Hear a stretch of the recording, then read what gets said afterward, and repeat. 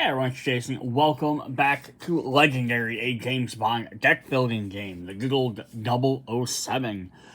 So, I originally had said in the first video, if you didn't watch, which I went over all the rules, and I even said in the beginning of the second video, is I was going to do only 3 videos. I was going to do rules, 2 movies, and then 2 movies in part 3. But I've decided to do each movie as its own video because there's plenty of cards for each. And then the videos don't get too long. So this is actually going to be part 3. There will be a part 4 and 5, which go over the last 2 movies. So in the first one, we went over GoldenEye. Sorry, Man with the Golden Gun. In this one, we are going over the movie blah, blah, blah. I'm wrong. This is the Man with the Golden Gun. The first one was Goldfinger. There's too many gold movies in this universe. So yeah, we're going to look over The Man with the Golden Gun. So we're just going to go ahead and hop right into it. Again, if you haven't checked out part 1, if you want to see the rules and see how the game is played, or the differences between this version and like Marvel or Alien and Predators, you can go check that out for sure. Or you can check out part 2 where we're going over Goldfinger. You got to see all the new cards in there. So here is our first one. This is our first James Bond. Sorry, not our first James Bond. This is our second movie. This is Roger Moore's James Bond. So this is the Disagreement Backstage. So it's a strength card. Cost 3, does 2 attack if you play another strength card. You may fight a henchman for free if there are none. Draw a card instead. Bare minimum, getting to draw a card early on in the game is never a bad thing. I won't ever argue with that, but yeah, you get a chance to possibly get to fight a henchman for free, which is actually really cool because it basically means defeat a henchman.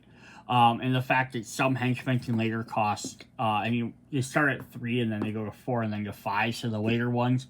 So early on, you might be just drawing cards, but then later on you can defeat a higher cost card for free, which is really nice. Alright, our second common for him is Mr. Fact is Expecting Me. Another 3 cost for 2 attack if you play a covert. Instead of discarding this at the end of your turn, you may add it as an extra card in your next hand. Yeah, so that's pretty cool, right? It looks like this Bond is going to be a little bit more attack-oriented. I can defeat an extra henchman. Here you can have an extra 2 attack set up already on the next turn if you plan it right. His uncommon is Hunting Scaramanga. So it's like the villain that we have to face against. It is actually Francisco Scaramanga. Who is the Man with the Golden Gun. So your 6 cost does 3 attack. Says Liaison 2, and it says slash attack. That can only be used to fight the Mastermind. So Liaison is a brand new keyword. This has not been in any other set before. It says Liaison cards represent Bond working with another agent or contact. If a card has Liaison, you may leave it in your play area at the end of your turn. Then during any other friendly player's next turn, you can discard it to give that player the Liaison effect. If you don't use it by the start of your next turn, it's automatically discarded. If you are the only friendly player in the game, it works differently. You get the Liaison effect on your next turn. So this is if you're playing solo, basically. Yes, this is kind of a neat little card because it really focuses on the cooperative aspect. So yeah, 6 for 3 isn't the best. We just saw we had, in the last one we saw we had 3 and it gave us 2. So you could buy 2 of them and have 4 technically. But what this does is that you play this down, it's going to give you 2 extra, some other player 2 extra attack to fight only the Mastermind. So it's very specific.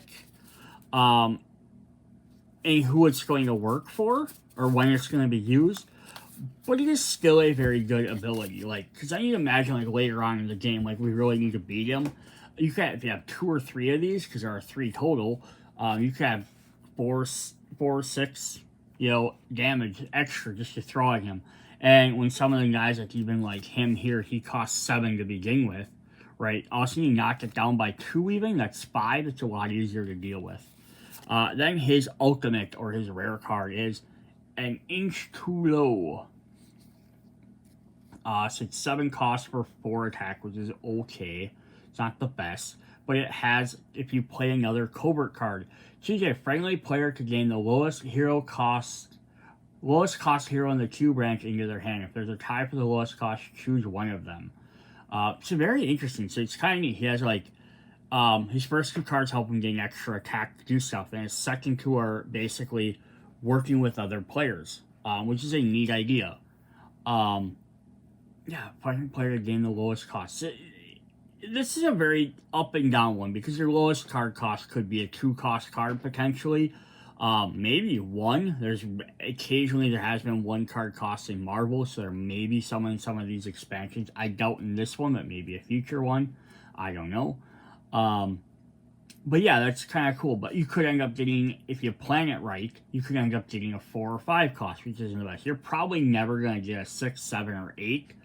It's going to be probably very rare, except for maybe very late into the game when you keep purchasing all the other cards and you're down to the last few.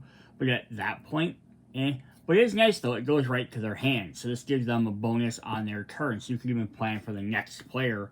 Hey, here, take this 3-cost card. That'll help you out. Such a really cool idea. It's maybe not the most powerful, but again, it's a little less powerful overall by itself, but it is showing off some great teamwork. Alright, so he's going to get a ally. So we have 5 copies of Mary Goodnight. So this is one of the, femme fatales, the ladies that kind of work with or work against combination. Like, I haven't seen the movie, so I'm not sure which one she is for sure. I'm assuming she's always helping, but usually that's what most of them do. They help at some point, but then maybe they turn traitor. But she's a range character, so she has 3 costs for 2 recruit. If you play another range, look at the top 3 cards of your deck.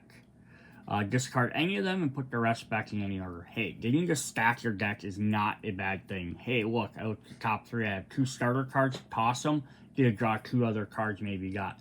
Even if nothing else, even if you maybe have like 1 really good card in there, and maybe you don't, it's an okay card or whatever, you can always just discard to lower your deck so you get your discard pile of new cards you just shuffle back in a little bit quicker. So it's actually not too bad of an idea either. We have 5 copies of the Turn Off the Beam. Look, we have a 1-cost card. I just said I wasn't sure if they'd have any, and right here we have one. So yeah, if you're like James Bond and you played that card and this is the card on the table, again, it's even not a bad card to get, right? You get to draw a card, so basically it replaces itself. And it has a liaison ability. If the active player would gain a wound, you may discard this instead. This is not too bad, right? So basically, I could play this down on my turn to draw a card, replaces itself, and then it just sits out for the entire round until my turn. And if somebody else gets a wound, you can discard it and prevent them from getting a wound. So, and there's no reason not to do that and have that sitting out. Yeah, so that's pretty cool.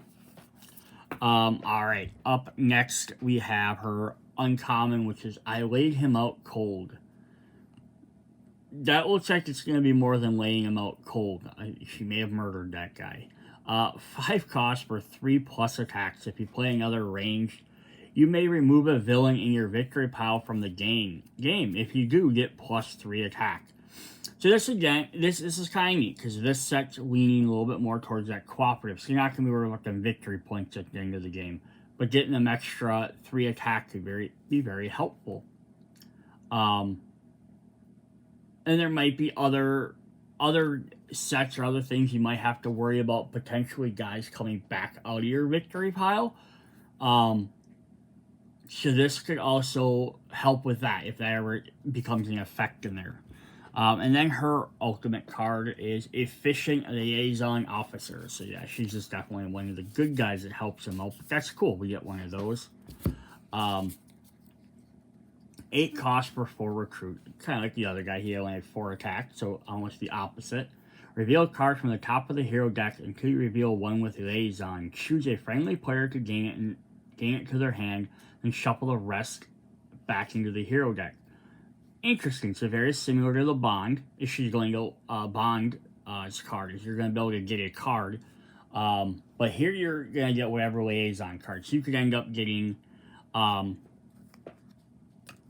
this one that costs 1, or you could get, his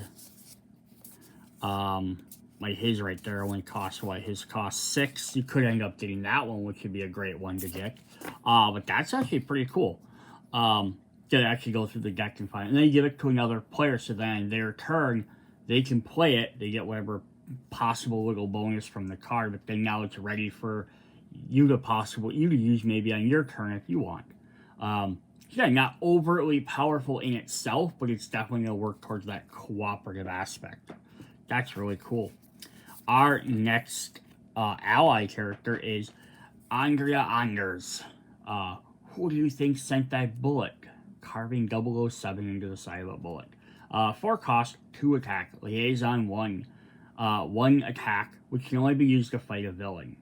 It's a little bit easier to use than the Mastermind one. Less, because it does 1 instead of 2. But you're going to have probably a lot more villains to fight than, probably want to get rid of villains sometimes more often than attacking the Mastermind. 5 copies of her water pistol. Now, is it a water pistol because clearly it looks like she came out of the water and she had a pistol, or is it a pistol that somehow shoots water? It's like super deadly and powerful. I don't know. 4 cost, 2 attack. Once this turn, you may KO a wound in your hand or discard pile. That's helpful. Another card that lets you get rid of wounds. Is it a healing water pistol? But yeah, that's kind of... It also makes me worried that the boss is going to have a lot of wound-creating cards. We have 3 copies of Why Should You Trust Me? 5 cost, 3 stars. The next time you gain a James Bond hero this turn, you may put it on top of your deck. That's cool. Very specific, because it has to be a James Bond card. But you said any card, but you get one, and now it's ready to play the next turn. So again, it works kind of very cooperatively. And then the last one for her is She Wants Him Dead. Who has 8 costs for 4, so just like Bond there. Liaison, skip playing a card from the villain deck this turn. Wow. That is actually pretty darn powerful. It doesn't do anything on your turn, but the fact is one of the other players' turns, whether you're playing a 2-player game or a 5-player game, is you can basically be like, oh, crap, next player couldn't defeat a villain, so then the next player's turn, someone's going to escape, right? Nope, we're going to skip that villain this turn, because you can sit out there for the entire time. Obviously, if you're playing a 2-player game, you're going to automatically use it on the other player's turn. Playing a 3-player game, if you don't use it on player 2, you'll obviously have to use it on player 3. There's no reason not to. But yeah, that's pretty crazy. That's a really good effect, just being able to skip one, because that could easily save you a thing. Even if there's open spaces on the board, nothing's going to push or escape, it gives you a relief turn, if nothing else. And plus with some of the missions that you don't want to escape, or even towards the end of the game with the inevitable, the inevitable, obviously, if it hits out, it's going to stop, but you could maybe prevent it from popping out 1 turn early. That's actually a pretty cool card. I love that. Alright, we have just some allies for Man with the Golden Gun. We have Lieutenant Hip, who I'm assuming is the woman and not the guy that looks like he runs a food stand. I might be wrong. 4 cost, it does 2 recruit. It's an instant card. Liaison 1. 1 star, which can only be used to recruit a hero. Great. Again, not the most powerful or dramatic, but basically giving someone on another turn 1 extra recruit point might be that difference between them buying a 3 or 4 cost card or a 5 or a 6 cost card. Or even be able to afford anything. Sometimes you're like, oh, I only have 2, I can't buy anything. Oh, you're going to give me a 3rd one. And the fact is you can just sit out on the table and then you can ask them, hey, do you need this? No, I don't need it this turn. Okay, let the next player use it. Next player's like, oh yeah, I can use that. So that's really cool. We have 5 copies of Sheriff Pepper. You may KO a hero card in your hand or discard pile, or you may KO this hero. interesting. So, more or less, he's going to be used to get rid of your starting cards, so you're drawing the other cards more often. Yeah, that's actually kind of neat. And then, if for some reason you don't have any, like later in the game, you don't want to get rid of him, just KO him. And now he's out of your deck, not causing you extra issues. That's kind of cool. Awesome. And we have 3 copies of the Q branch. So they're just going to get their own card here. 5 cost for 3 attack. Instinct. Draw 2 cards and then discard a card from your hand. Not bad. So you're netting 1 extra card. But the things, the cards you could draw, you could have either already had starters in your hand to discard. You could have drawn starters. You could have a wound or drawing wounds. You could discard that wound. Or it could just be something that doesn't help you. Like, I have 3 attack cards. I have 1 card that has liaison, so it doesn't have anything printed, and I have one recruit. Discard the recruit card. You're not going to be able to afford anything. So it's kind of cool. Awesome. Our last one for that is Cha and Nara. So we are going to get some ninja babes. Not really sure what they're supposed to be. But he definitely looks proud to be defended by them. 7 cost for 5 attacks. That's a little bit more what I'm used to for seeing for the ultimate cards. If you play another strength, you get +1 attack for each other strength hero you played this turn. So that is really cool. If we also look at the fact that the other 2 allies, Mary and Andres, are tech, ranged, and covert, so they don't have any, but Bond does have some. So, like, they'll work very well with Bond and make him stronger. Just if you're only playing with just these cards. Again, you can mix and match with other sets. That's actually a pretty good one, because at worst, it's 5 points. If you play 1 strength card to get the bonus, right, it's at least 1. So it's at least a 6 cost now, bare minimum. Now, is the liaison card...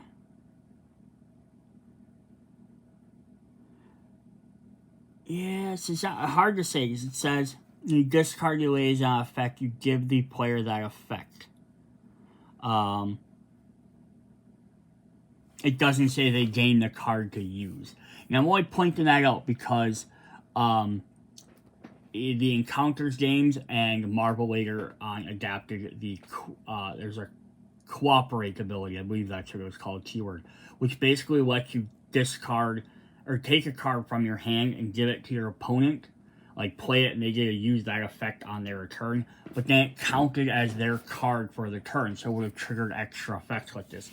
The liaison says you just get the effect of the card, so you don't actually get to count that. So if for some reason someone had a liaison with green, you wouldn't get it counted as part of this. Just interesting to note. Alright, then the last one. So we got the 2 extra special named allies. We don't get any gadgets in this set, but we do have some vehicles. So we have Scaramanga Sailing Junk. 4 costs, gives you 1 recruit and 1 attack. If you play a tech card, you get +1 recruit, +1 attack. So that's not bad at all. 2 for just playing extra 1. Plus, if there's anything that triggers, ever a card that triggers off of, if you draw a card that has recruit or has a attack on it, this will count as either one of them. So it's kind of dual ones are nice if you get those abilities. Again, I don't know if they'll be in this set or not. We have 5 copies of Quote Borrowed Car. 3 costs for 2 attack. Play an instant. Hold this card at least a foot above the table, then flip it sideways. If it turns all the way over at least once and lands face up, you get +2 attack.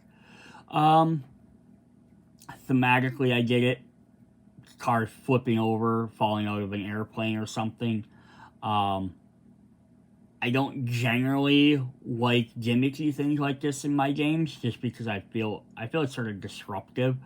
It's not too bad. You just hold it up, flip it over. You could just as do, if you don't want to do that, flip a coin or roll a d6 on evens.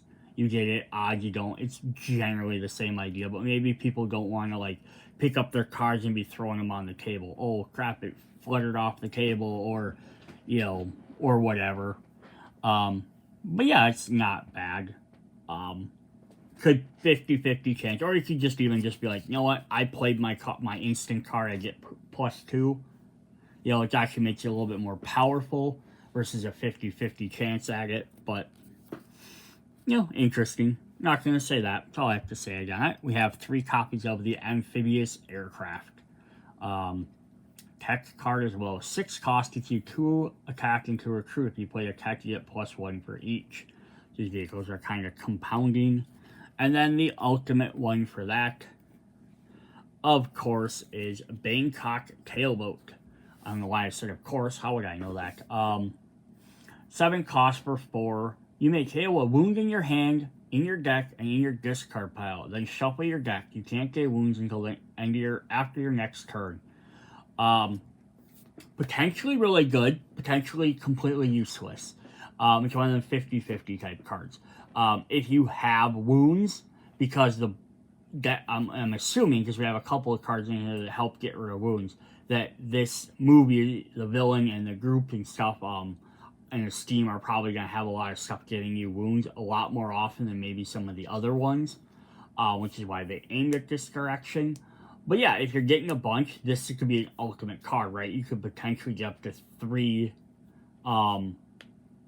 wounds easily and then not have to worry about them if you have them timed in your hand, deck, and discard pile.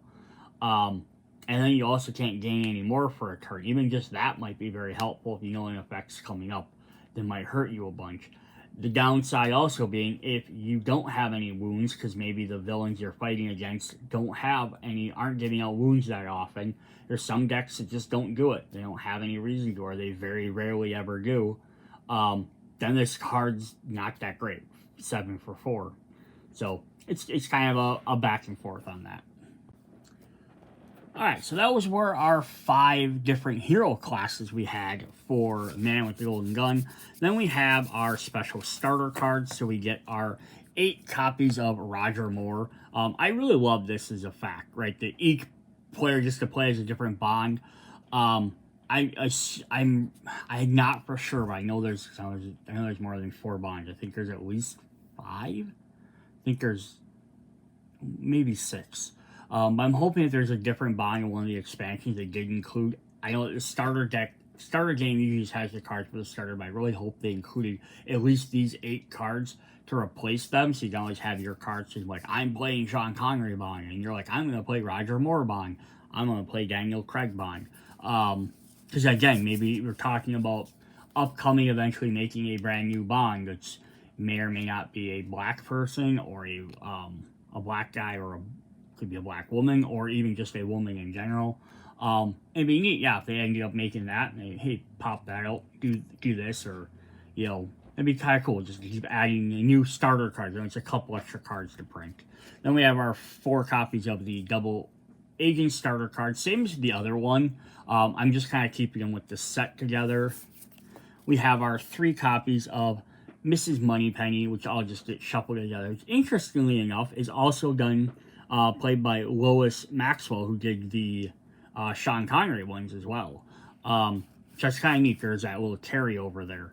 Then we have the 5 special starter cards, and this is another really feature I loved with this Bond version, is besides your regular 1 attack cards and your 1 recruits, you also get 1 extra special card. Now there's 5. Each character has 5. Some have the same names, some have different, but they're all different cards, which is really cool. So it's not just like, oh, here's 5 starter cards. Each player gets to pick 1 of the 5.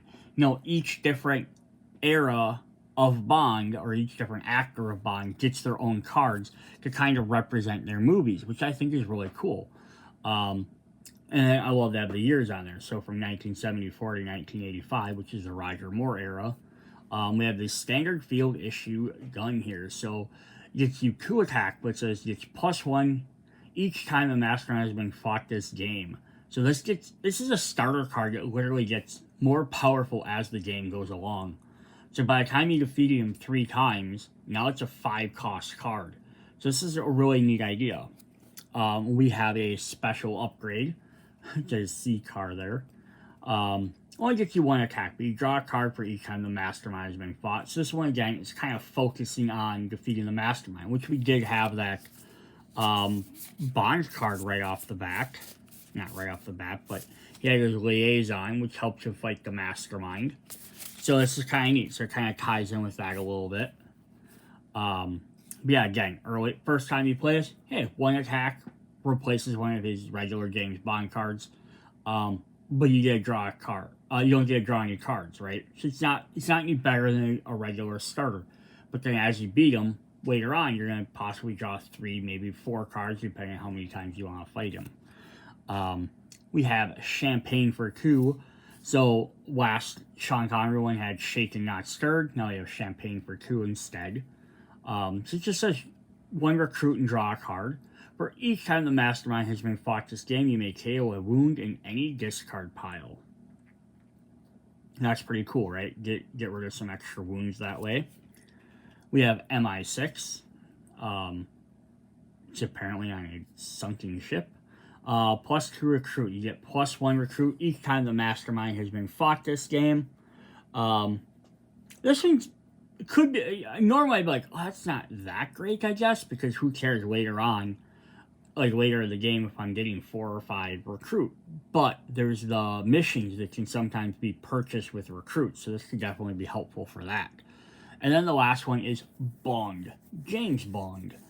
Which is 1 recruit, draw a card. You pay 1 less to recruit James Bond heroes this turn for each time the Mastermind has been fought. So, maybe not the best, but still getting to draw a card in 1 recruit is just easily replaces one of your other starter cards, which is very nice. Also very interesting is what you could potentially do with these is, although they're like signify like which Bond they're supposed to go with and which Bond you're playing with that Bond, you get these cards. There's nothing that says you can't mix and match, or for easier games, replace some of your other cards. Like, I could put like 2 or 3 of these in mine and take some of the other starter cards out, or just add more of these in here to make the game easier early on. Or I could play this card. Someone's like, oh yeah, we really have a hard Mastermind we're having trouble beating. Give everybody 1 of these cards, right? And then everyone plays with 1 of these 5. Instead of, I play with his, you play with this character, you play with that. Just give every character 1 from 1 set. So it's always possible to do that as well. Cool. Alright, so those are all our hero stuff. Let's look at our villains. We have Francisco Scaramanga. He's our Mastermind. So he always leads the Men with the Golden Gun villain group. Master Strike. Put the strike next to Scaramanga. He has +1 attack for each one. Escape or failure. Each player gains a wound. So here's where all the wounds are going to come in. So every time you let someone escape or you fail a mission by letting it leave the on assignment board, you're going to gain extra wounds. Definitely not letting that happen is going to help. And then he starts with 7, and there are 5 strikes in the game. So at 7, puts him up to 12. Yeah, so you could be up to 12 by the end of the game. So, especially because the game is going to keep progressing, they're going to come. At least they're not going to, like, all come right away. But then we have his tactic cards. So this is the part I really like. Fight. For each time the Mastermind has been fought this game, including this time, destroy a space in Q branch. Destroy space left to right. Turn the heroes there face down. They can't be recruited. Don't refill them spaces. Oh. Wow. That is mean and nasty. So, if this is your first one, because these are randomly shuffled, that's not so bad, because then at least you only have to go the rest of the game with 4 slots. But, like, if this was the 3rd one you got, also now you lose 3. Granted, it's the end of the game, so maybe you don't need to buy as many, but it also limits your options to even do so. That's crazy. I love those type of effects, though. I'm the new chairman of the board. Fight. Attach the Golden Gun extra card to the Mastermind after this fight. So, we do have one extra card in here. So we're going to look at that really quick. We only got one copy of it. Says, when you fight Scaramanga, first gain a wound and shuffle your discard pile into your deck. Then reveal the top card of your deck. If it's a wound, you and all friendly players are out of the game and Scaramanga is not defeated. What? I'm sorry. Did this literally just say... Okay, so you draw this tactic, and also now you have to attach this card to him. So every time you fight him, you gain a wound, shuffle your discard into your deck. Then reveal the top card of your deck. If it's... Now, you don't have any chance at this point to get rid of the wound, except if you have a card like we had, the one liaison card that said, if you would gain a wound, you can avoid it. But you still have to shuffle it. So you might have other wounds from other times in there. If it's a wound, you and all friendly players are out of the game and he is not defeated. So there's a chance that this card is... when this is attached to him, and there's, as far as I know, there's no way to remove it, that you could just automatically, he could shoot you and eliminate everybody from the game. And like we looked at the first tactic, where like it destroys spaces on the board for every time he's defeated. So it's like, oh, you draw it the first tactic. Not so bad. It's 1 space versus 3 spaces. You have to defeat him 4 times. This is almost the exact opposite. You almost want to draw this one last. Because if you draw this one first, you still have to beat him 3 more times, or at least 2 more times. Just, again, if you're only playing to defeat him 4 times, you have to defeat him at least 2 more times. And actually, technically, even the 3rd time, because it says, when you fight him, first you gain a wound, so before he's even defeated. So yeah, if you drew this one off the first time you defeat him, now you have to worry about it 3 more times. Oh, that is nasty. And then this doesn't help either. A difficult shot, but most gratifying. Gain 3 wounds. Hey, do we want wounds in our deck? Nope. Now I see definitely why the heroes had a lot of cards that let them get rid of wounds, because you're going to need it. His last tactic is Cruel Assassin. Fight. Each player KOs a liaison card in their hand, play area, or discard. Each player who didn't have one gains 2 wounds. Wow, that sucks.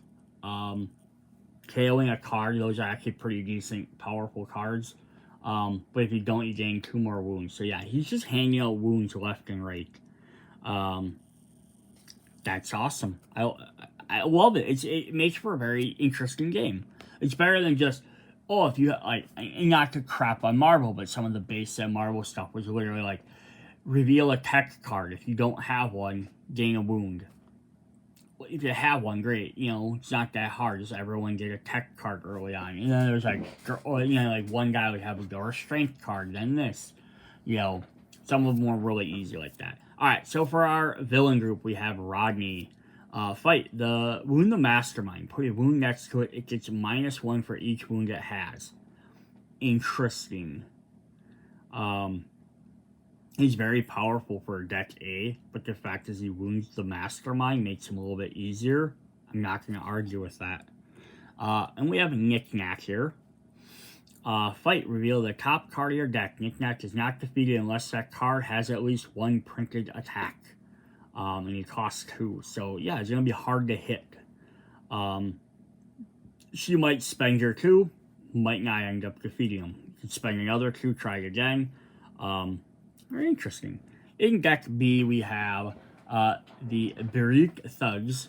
This must be fought 3 times to be defeated. Turn it sideways, then upside down for the first 2 times fought. And you have to be... Oh, wow. This is, like, hard mode here.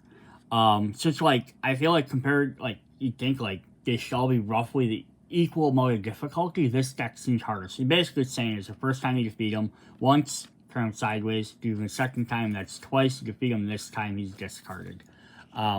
Basically, show there's supposed to be 3 characters on there, but yeah, that's pretty crazy. We also get Haifat, who has Ambush.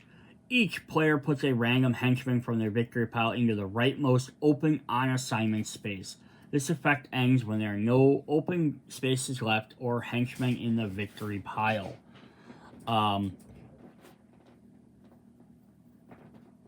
Wow. So yeah, no one has any henchmen, which is funny because our first bond card was defeat a henchman. Great. Helps if they put them back out, but it also means you're going to have one in your victory pile, most likely. Um, that's crazy. And we did have that one that said discard a villain card. Henchmen are technically villains. So that's actually kind of neat there. You could use that card to get rid of them, like I said, so they can't come back out of your victory pile. I did mention that. Our other B is Lazar or Laser. Fight, you may gain a ranged hero from the queue bench for free. So some of these henchmen are kind of like helping you. It's very cool. The last guy sure wasn't, but he is. In deck C, we have Island Funhouse. Oh, this looks crazy. 8 to fight this. At the start of your turn, the active player tails the top card of the hero deck and does the following based on its classes. So it's going to be very random. Covert, you must pay recruit instead of attack to fight this turn. Instinct, discard a random card from your hand. Range, each villain and mission moves 1 space. Oh. Strength, gain a wound, or tech, play the top card of the villain deck. Covert's not actually too terrible. You could possibly deal with that. It's just a different cost. You might have had a turn planned for it, so that might be the only downside, but it could definitely happen. Instinct's not so bad. Discarding, especially random, always sucks, but, you know, again, because you might lose a really good card, but you might lose a starter card, depends on what your hand is made of. Might not be so terrible. Strength, gain a wound. Again, this deck makes you not want to, this boss makes you not want to gain wounds, but it's not so bad. But the ranged and tech ones are terrible. Moving characters or playing extra villain. We're going to fight Nick Nack again. Now he costs 5 to defeat. To fight, reveal the top card of your deck.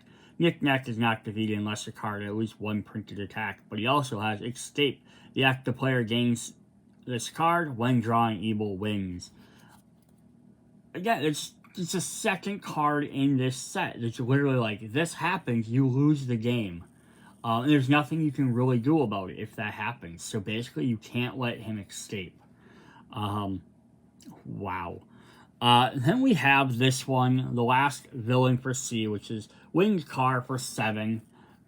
Basically, just strap some wings on top of like an old sedan or something. So this has two brand new keywords. So we've seen Chase before in the last set, but we'll go over it this one again really quick. So Chase is basically represents the many cars, boats, and other vehicles Bond has chased or been chased by. Each turn after you're done playing a card from the villain deck, but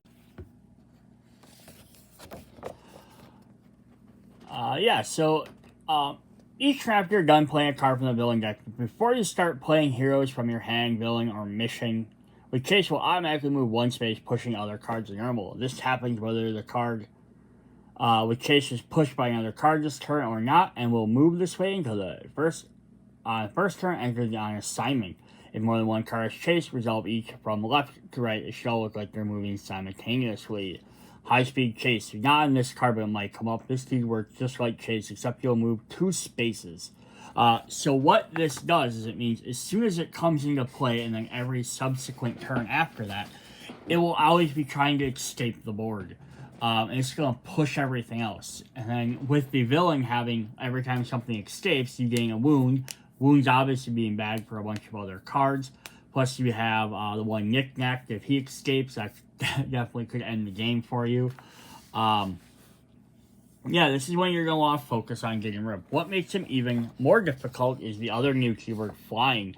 Instead of entering on assignment at the rightmost space, the card with Flying will enter in the first open space. If the 2 rightmost villain spaces already have villains, but the 3rd space is open, it will enter on the 3rd space. So here it can even be like, oh, I have a space open. I don't have to worry about it as much. It can show up and push a later guy off as well. And there's nothing you can really do about that. It's going to come into play on an open space. The only thing you can do is if you know the cards well enough, you can kind of prep for it. Being like, all right, we're in deck C. We know the winged car might be coming up, so we got to make sure we leave some gaps open and stuff like that. Cool. All right, then we're going to look at our mission cards. We're going to start back with deck A. Of course, the top is our danger level, so if they escape, that'll show up. We have Recover the Golden Bullet, a Ghoul to the Death. A Ghoul to the Death is the name of the mission. So you have to beat with 5 recruit, but it says success. Gain this card to the top of your deck. So this is kind of fun. And once you beat this, you get this card. It gives you 1 recruit and draws a card. So it's not too terrible to have. We have Follow the Bullet Shipment. This says +1 attack for each space between it and the villain deck. For example, in the middle of space on assignment has +2. Ooh. So basically, the longer it takes you to defeat this or do this mission, the harder it's going to get. So it starts with 4, and then it'll get +5, then +6. That's neat. In deck B, we're going to get the Tailboat Chase, which this card also has Chase. It's going to move. Failure, play the top card of the villain deck. Now imagine, like, right, this Chase, it moves itself off the deck, and then that card comes in, like, later on, like, as part of C. Like, this is your last card in B, that's the first card of deck C. And it just shoves everything else off the board, too. Could be very bad. A Car Chase, which also has Chase and Failure, play the top cards in the villain deck. Again, same idea there. And then, last one in deck B is Infiltrate Halifax Compound. This can't be completed while there are any henchmen on assignment. So it's not as difficult to defeat, but it's going to be kind of an issue if there's henchmen coming in. And I believe he's summoned more henchmen as well, so yeah, it's going to make it a little bit harder. In deck C, we have Find the Secret Island.